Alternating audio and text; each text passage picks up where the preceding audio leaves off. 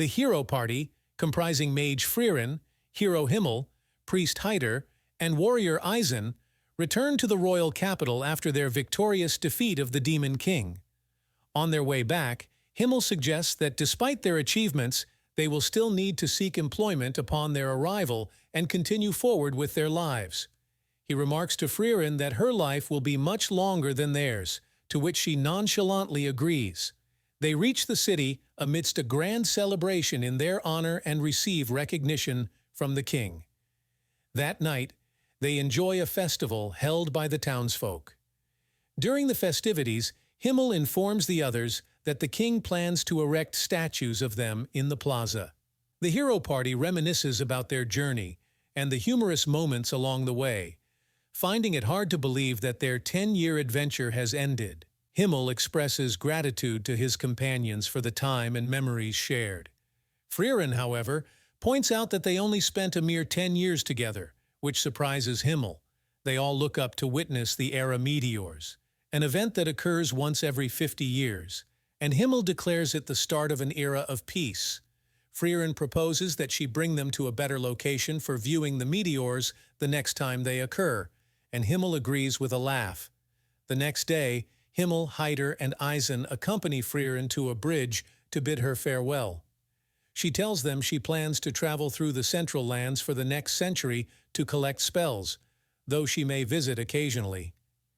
As she departs, Himmel wonders about the life she will lead, and Hyder reflects on how time passes differently for her. For the next 50 years, Frieren immerses herself in various experiences during her solo journey. She visits a shop to obtain a shadow dragon's horn, but is told they do not have one. Frieren remembers that the Hero party found a horn during their exploration of the Demon King's castle, which she left with Himmel for safekeeping. With the next occurrence of the era meteors approaching, she decides to return to the royal capital to retrieve it from him. Upon returning to the city, Frieren is shocked by how much it has changed. When she reunites with Himmel, she is equally surprised by his aging. Himmel reminds her that 50 years have passed, though he notes that she still looks the same. He presents the shadow dragon's horn to Frieren, saying he always intended to return it to her someday. They prepare to watch the era meteors at Himmel's home. Reuniting with Hyder, now a bishop in the Holy City, and Eisen, Frieren notices that while Hyder has aged considerably, Eisen's appearance remains relatively unchanged due to his longer dwarven lifespan. Frieren informs them that it will take a week to reach a better viewing location for the era meteors, which disappoints Himmel. As they travel to the location, Himmel reflects on their memories and how much he missed traveling with his comrades. They arrive at a giant lake under a clear sky and watch the era meteors. Himmel expresses gratitude to Frieren for providing him with a wonderful final adventure. Shortly after, Himmel passes away, and the remaining members of the Hero party attend his funeral. During the procession, Hyder mentions to Frieren and Eisen that Himmel was happy. Many civilians gather to pay their respects, and Frieren overhears gossip about her apparent lack of emotion at the passing of her companion. Hyder defends her, reminding them that he and Eisen were also Himmel's allies and are not expressing sadness either. As Himmel is buried, Frieren reminisces about their time together. Despite their brief 10-year journey, Frieren begins to cry, regretting not getting to know Himmel better. Hyder and Eisen comfort her. After the funeral, Frieren and Eisen bid farewell to Hyder, who is returning to the Holy City.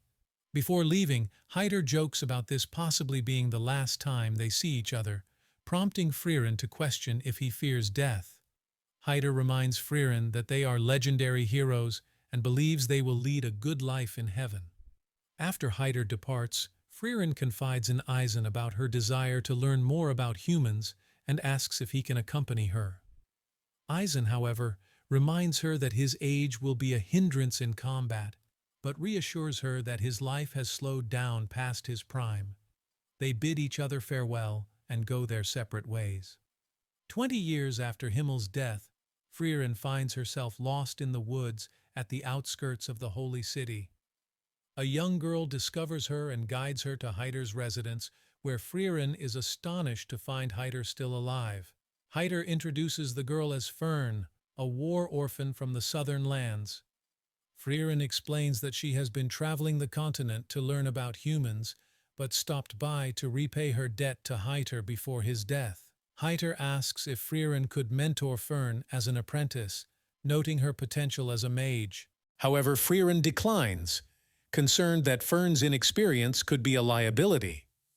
She also notes that apprentice mages often perish in battle, and she cannot risk that happening to Fern. Hiro acknowledges Frieren's decision and instead asks if she can decipher a grimoire on immortality and resurrection written by Sage Ewig. Frieren agrees and estimates it will take 5 to 6 years. She wonders why Hiro is interested in the topic despite his previous lack of fear of death. Hiro admits that as he nears death, he wishes for more time. He asks Frieren to teach Fern magic in her spare time, and Frieren reluctantly agrees. Frieren goes to look for Fern and finds her by a cliff overlooking a ravine. Fern explains that she has been practicing a spell to blast a large rock at the opposite end of the ravine, but is having difficulty. Frieren asks if Fern enjoys magic, and Fern admits she somewhat likes it. Frieren notes they are alike in that sense and offers her guidance. Frieren begins teaching Fern the basics of long-range magic, emphasizing that mastering her mana output and strength will take years of training. However, Fern's control over mana, a skill many mages struggle with, is already very high. Over the next 4 years, Frieren continues deciphering the grimoire, while Fern diligently trains under her guidance and alone in the woods. One day Hiro inquires about Fern's progress. Frieren explains that she has learned more in a short time than most people would in a decade, noting that she might be studying a bit too hard. Suddenly, Hiro collapses and later becomes bedridden. Hiro comments that it is a miracle he remained mobile for so long. Frieren assures him that she will decipher the grimoire quickly. She then instructs Fern to pause her training and stay by Hiro's side, but Fern insists on hitting the rock with her magic before the priest's death. A flashback shows a younger Fern, who had lost her parents and home, about to jump off a cliff after the war. An aged Hiro stops her, saying it would be a waste for her to die. He shares that he once lost a friend who never abandoned anyone in need, and if that friend had lived longer, more people would have been saved. Hiro had planned to live quietly, but realized that everything he learned, and the precious memories from his friend, would be wasted. He believes Fern, too, holds precious memories worth preserving. Fern, having been saved by Hiro, feels the best way to repay him is by learning skills for survival, so he can be glad she was saved and knows she'll be safe. Convinced by Fern's convictions, Frieren allows her to continue training while she works on deciphering the grimoire that might save Hiro. Fern eventually manages to hit the rock with her magic, and Frieren finishes deciphering the grimoire, only to find it contains no spells for revival or immortality. This does not surprise Hiro, who reasons that Ewig the Sage would have used the spell himself if it existed. With Frieren's approval of Fern as a proper mage, Hiro reveals that his main goal was for Fern to learn enough to not hinder Frieren as her traveling apprentice.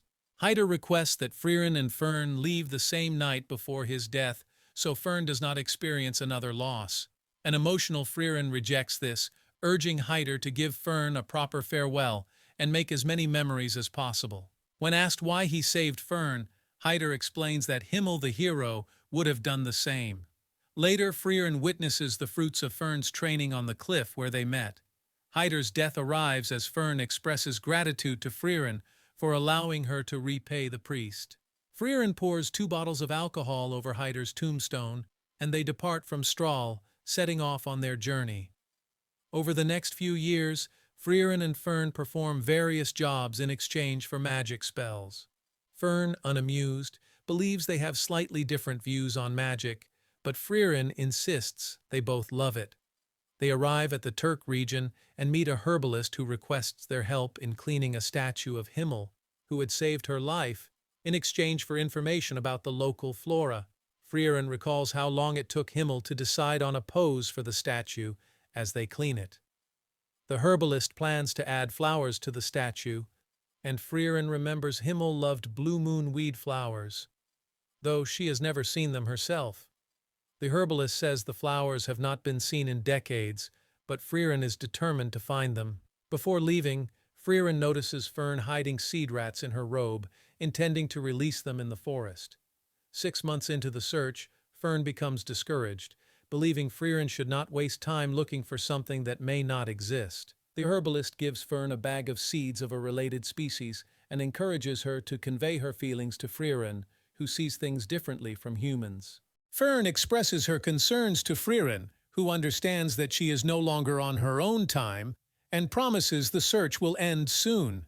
Before they can continue the conversation, they spot a seed rat with the bag of seeds and follow it.